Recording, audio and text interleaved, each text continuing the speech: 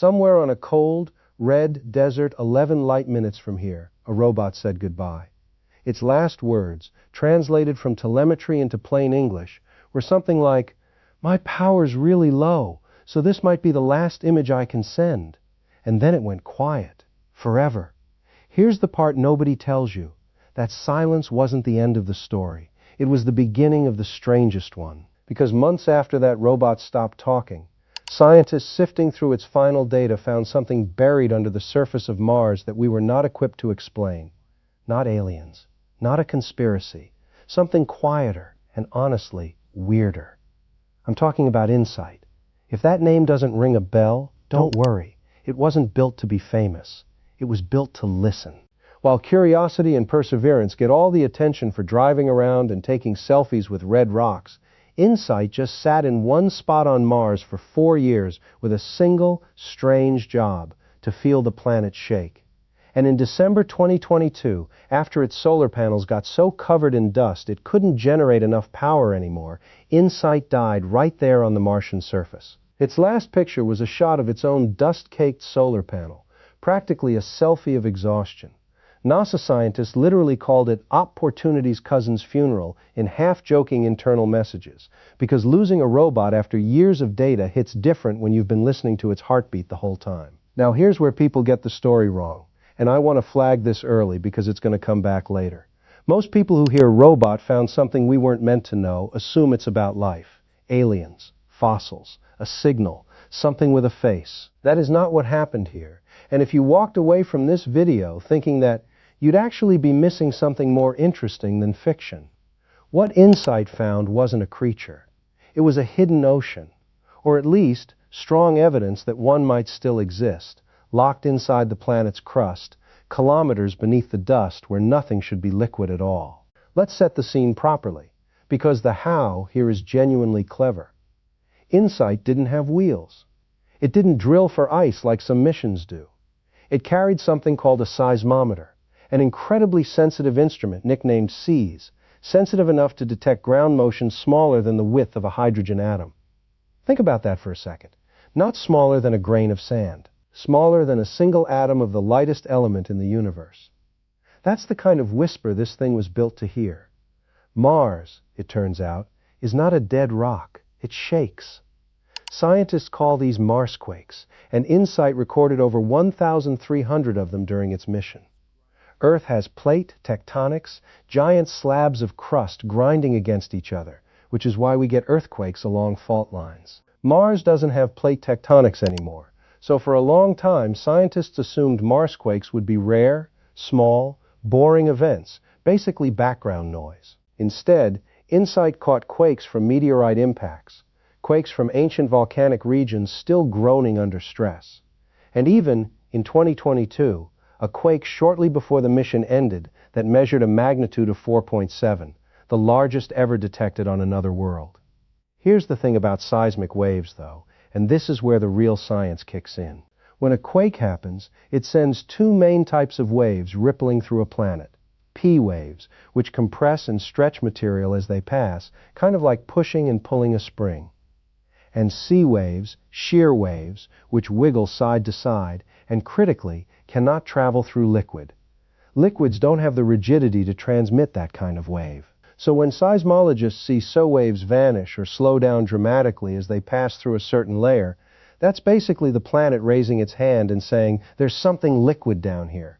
This is exactly how we first found out Mars has a liquid core, way back in 2021. A team led by seismologist Simon Staler used InSight's quake data to measure how these waves bounced and bent through the planet's interior, and they calculated the core has a radius of roughly 1,830 kilometers, and it's molten, liquid iron mixed with lighter elements like sulfur.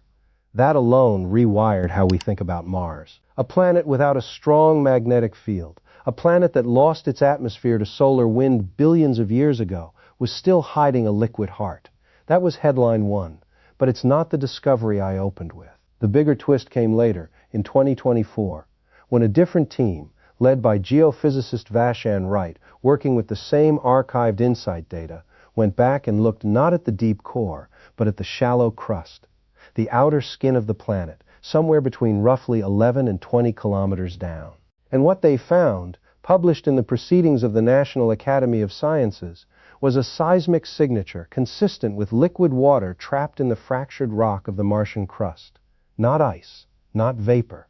Liquid water, sitting in tiny cracks and pores in ancient rock, potentially enough, if it's spread as this model suggests, to cover the entire planet in a layer more than a kilometer deep, if you could somehow pull it all out and pour it across the surface. Let that sit for a second, because that number sounds almost unbelievable, and I want to be honest with you about why scientists think this instead of just assuming it. Mars used to have oceans. Actual, standing bodies of water, rivers, deltas, lake beds. We have direct photographic and mineralogical evidence for that. Carved canyons, sediment layers that only form underwater, clay minerals that only form when rock sits soaked for a long time. That was roughly 3 to 4 billion years ago. Then Mars lost its global magnetic field. The solar wind stripped away much of its atmosphere, and the planet's surface became the freeze-dried desert we see today. The question that's haunted planetary scientists for decades is simple. Where did all that water go? Some escaped to space. Some froze into the polar ice caps and underground ice we already know about. But that never seemed to account for everything. There was a gap, a missing reservoir. This is the part where I want to pause and correct the misconception properly, because I promised I would come back to it. People hear hidden water on Mars and immediately think, so there could be life down there. This is basically alien fish territory. I understand the instinct. Liquid water is one of the basic requirements we associate with life as we know it.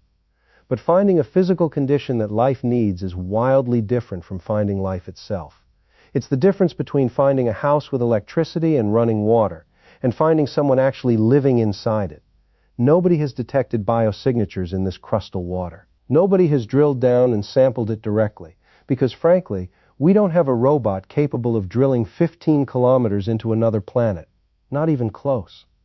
This is an inference, a strong, mathematically consistent inference built from seismic wave behavior, not a direct observation of alien puddles.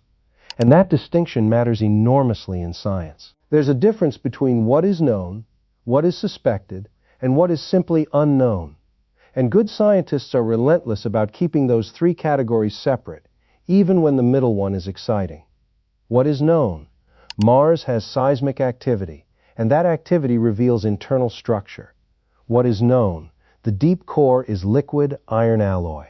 What is suspected? Based on strong modeling of seismic velocities, there is likely liquid water occupying pore space in the mid-crust.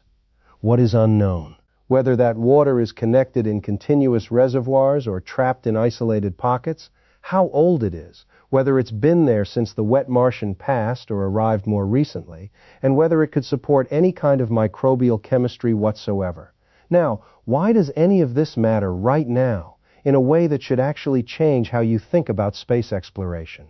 Because water underground on Mars isn't just a geology trivia fact, it's a resource. If future missions, robotic or human, ever needed water on Mars, for drinking, for making oxygen through electrolysis, for producing rocket fuel by splitting it into hydrogen and oxygen, a stable reservoir in the crust could be more useful than polar ice, which is harder to access and heavily concentrated near the poles where conditions are brutal. NASA and other agencies have been openly discussing in situ resource utilization, essentially use what's already there instead of hauling everything from Earth, as one of the biggest cost-saving strategies for eventual Mars missions. A crustal water layer, even a speculative one, changes the calculus of what's physically possible. Let's go back to the robot itself for a second, because I think its story deserves more than being a footnote. InSight launched in May 2018, landed on Mars in November of that same year, in a flat, relatively boring region called Elysium Planitia, chosen specifically because scientists wanted boring. No mountains, no distracting terrain, just a clean surface to drill into and listen through. It tried to deploy a heat probe nicknamed the Mole, designed to hammer itself 5 meters into the ground to measure heat flow from the planet's interior. That instrument became one of the mission's biggest disappointments. The Martian soil didn't have enough friction for the mole to dig properly, And after nearly 2 years of engineers trying creative fixes, NASA declared it a loss in early 2021. Space is humbling like that. You can build the most advanced instrument in human history and still lose a fight against dirt behaving unexpectedly. But the seismometer, SEIS, worked beautifully, and that's the instrument that carried the mission's real legacy. Over 4 years, it built the first true seismic map of another planet's interior, detecting quakes, tracking meteor impacts, including ones large enough to blast fresh craters visible from orbit, and slowly, patiently, revealing Mars's hidden internal architecture, layer by layer, the way a doctor uses an ultrasound to see inside a body without cutting it open. And here's the twist I promised early on, the deeper layer of this story that most coverage skips entirely. The reason InSight could detect that crustal water signature months and years after the mission physically ended is because raw seismic data doesn't expire. Once it's transmitted back to Earth and archived, scientists can keep reanalyzing it with better models, better algorithms, better comparisons for decades. The 2024 water study wasn't using new observations. It was squeezing new insight, forgive the pun, out of old data using improved techniques for modeling how seismic waves behave in fractured, porous rock saturated with liquid versus rock that's dry or ice-filled. In other words, the robot didn't just die and stop contributing. Its data kept working long after its body shut down. That's oddly beautiful if you think about it. A machine that outlived its own signal. Let's talk about how scientists actually distinguish liquid water in cracks from ice or just weird rock. Because I don't want to just tell you to trust the conclusion. I want you to understand the logic. Seismic waves travel at different speeds depending on the material they're passing through. And that speed is sensitive to density, rigidity, and whether pore spaces are filled with gas, ice, or liquid. Researchers essentially built models of the Martian crust using known rock types from meteorites we've identified as Martian in origin, combined with laboratory measurements of how seismic waves move through fractured rock under different saturation conditions. Then compared those models against the actual velocities InSight measured. The liquid water scenario fit the data significantly better than a dry, gas-filled crust scenario. That's the kind of finding that isn't a guess pulled from nowhere. It's a best-fit explanation using physics we can test right here on Earth in laboratories. I do want to flag a scientific gut check here, though, because a good communicator doesn't just repeat exciting claims, they interrogate them. Some planetary scientists have pushed back gently on how confidently this crustal water finding should be stated, pointing out that InSight only had one seismic station. On Earth, we triangulate quakes using dozens or hundreds of stations, which lets us build precise three-dimensional pictures of the interior. Mars gave us exactly one listening post. That's like trying to understand the layout of an entire building by standing in a single room and listening to footsteps. You can learn a lot, genuinely a lot, but there's inherent uncertainty in any model built from a single vantage point, and future missions with multiple seismometers spread across the planet would sharpen this picture enormously, possibly confirming, revising, or even overturning today's estimate. Let's return to the misconception one more time, because I think it deserves a final, sharper correction before we move on.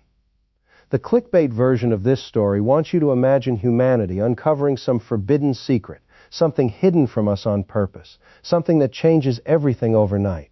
Real science almost never works like that, and that's not a disappointing admission. It's actually the more impressive truth.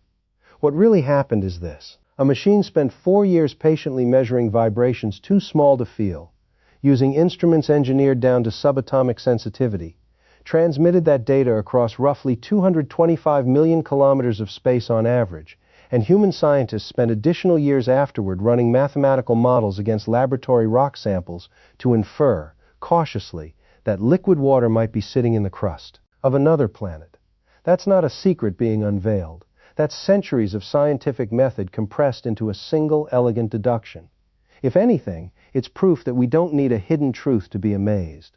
We just need to actually understand what patient, careful measurement can reveal. Now here's a twist that goes even one layer deeper, something I think most coverage of this topic completely misses. Mars's crustal water discovery connects directly to one of the biggest open questions in planetary science, the fate of wet, rocky worlds throughout the galaxy. We now know from missions like Kepler and TESS that potentially Earth-sized rocky planets are common around other stars. Some of them may go through a similar life story to Mars: form with abundant surface water, lose their atmosphere due to a weak or fading magnetic field, and end up looking dry and dead from the outside, while still hiding liquid reservoirs deep in their crusts. If that's a common pattern, then a huge number of planets we currently write off as too dry for life in exoplanet surveys might actually be hiding subsurface habitability we have no way to detect remotely, at least not yet. Mars becomes a nearby laboratory for understanding a much bigger cosmic question: how many apparently dead worlds are actually just quiet? Let's talk about what scientists genuinely do not know yet, because I promise to be honest about the boundaries of this discovery rather than dressing it up as settled fact. We don't know the exact volume or distribution of this crustal water. The global ocean equivalent figure is a rough estimate based on assumptions about how uniformly the fractured, water-saturated layer extends across the planet, and Mars's crust is not uniform everywhere. We don't know its chemistry. Water down there could be extremely briny, laced with perchlorate salts, which are already known to be common in Martian surface soil, potentially making it inhospitable even by microbial standards. We don't know its age. It could be ancient water trapped since the wet era billions of years ago, or it could be replenished more recently through some process we don't yet understand. And critically, we have no direct sampling confirming any of this. Every claim here rests on an indirect seismic inference, an extremely well-reasoned one, but an inference nonetheless, which is exactly why scientists describe this as evidence consistent with, rather than we found, when they're being precise in their papers. This is actually a good moment to talk about why NASA and other agencies are seriously discussing follow-up missions specifically designed around this question. There's active discussion in the planetary science community about deploying a network of seismometers across multiple locations on Mars instead of relying on a single station like InSight did, which would let researchers build a genuine three-dimensional seismic map instead of a one-dimensional average. There's also renewed interest in orbital radar-sounding instruments, similar to the MARSIS instrument on the European Space Agency's Mars Express orbiter, which has previously been used, controversially, to suggest liquid water might exist beneath the South Polar ice cap, a separate and still debated finding from 2018 that some researchers have challenged, arguing the radar signal could instead be explained by unusual clay or mineral deposits rather than actual liquid water. I bring that up deliberately, because it shows you that Mars has handed us liquid water claims before, and not all of them held up cleanly under scrutiny. Science self-corrects. That's not a weakness. That's the entire point of the process. So where does that leave the crustal water finding from InSight's data? Right now, it sits in a genuinely exciting, genuinely uncertain place. It's one of the strongest indirect cases yet for a major hidden water reservoir on Mars, built on solid seismic physics and careful modeling, published in a serious peer-reviewed journal, led by credible researchers. But it is not a confirmed discovery of an underground ocean you could dip a cup into, and it's definitely not evidence of life. It's a doorway.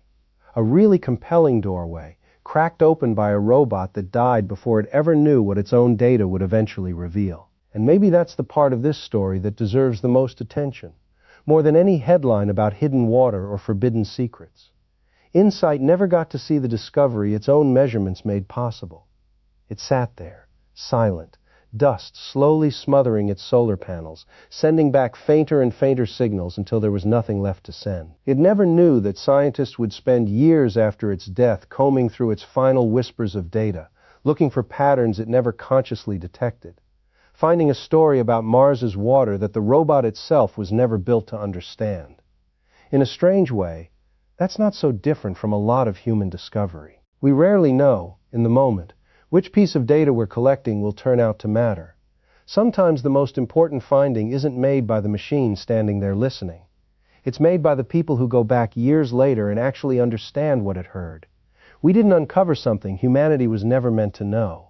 We built a machine patient enough to listen to a planet's silence, and smart enough, even after it stopped speaking, to keep whispering the truth back to us.